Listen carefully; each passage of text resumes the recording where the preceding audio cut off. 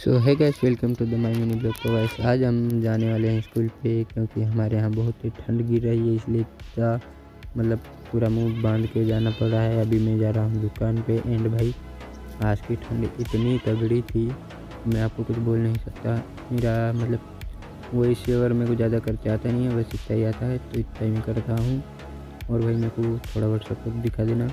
और आज मैं स्कूल जाना गया था, लेकिन मैं स्कूल का ब्लॉग नहीं बना पाया, तो इसके लिए आई एम सॉरी।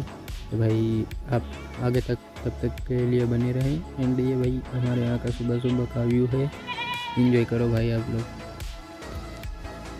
लेकिन भाई इतनी ज़्यादा मतलब इतनी धूप है, फिर भी इतनी ठंड लगती है, क्या ही बताऊँ मैं आपको मैं।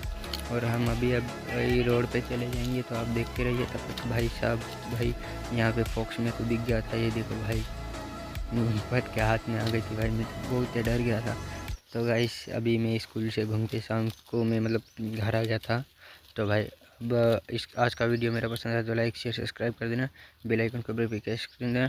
थैंक यू फॉर वॉचिंग भाई। एंड जय जवाहर, जय आदिवासी, एंड बाय।